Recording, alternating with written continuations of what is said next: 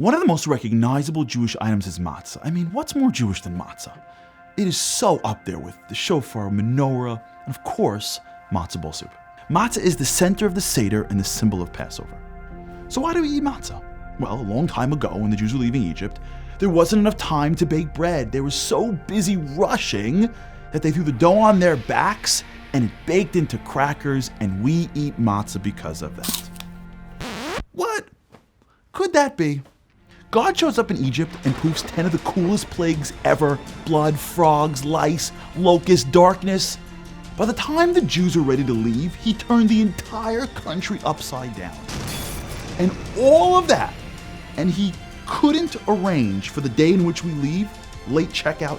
I mean, maybe giving us like an hour heads up that, by the way, at noon, shuttles are leaving for the promised land.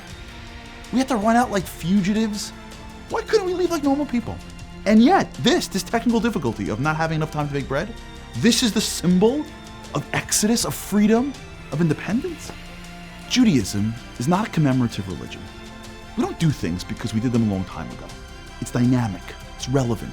If we have a custom, we're not reliving history. We're using history as a window into something much deeper to better our lives today. Egypt is both a historical place and an everyday reality. In Hebrew, the name is Mitzrayim, which has the word meitzar, which means constraints.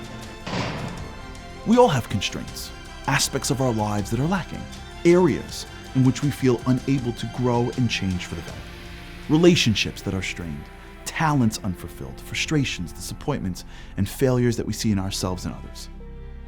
And we're all looking for certain freedom from these constraints, for a path out of that Mitzrayim, that personal Egypt, towards the promised land. Many times, the opportunities that we're looking for, the ones that can change our lives, present themselves right before our eyes. There's a moment that requires us to step up at work, at home, in faith, or in our community. We see it, and we know that it'll bring us a little bit closer to greatness. But there's a catch. These opportunities have one thing in common: their packaging. Growth moments are almost always wrapped in the same way: in challenge, in difficulty, and in discomfort.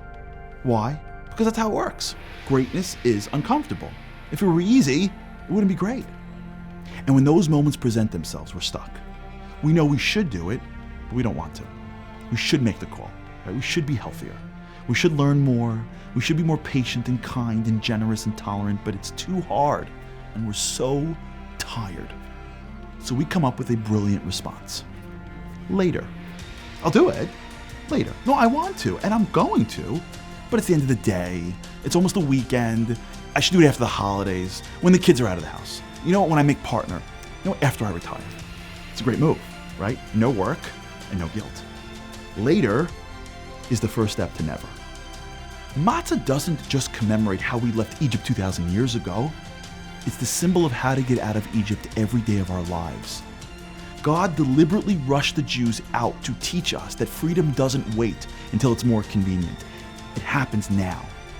Greatness stems from alacrity. You run to opportunities, you don't walk, and you definitely don't stroll. See, that's the difference between matzah and chametz, which is bread. Chametz is later, and matzah is now. And maybe that's why those are the symbols of Passover, the holiday of freedom. Because they remind us that the difference between a life of meaning or mediocrity, of Egypt or promised land, is really determined by one thing: our reaction to challenge, our willingness to either delay or engage in the opportunity in front of us. Chametz or matzah. Happy Passover.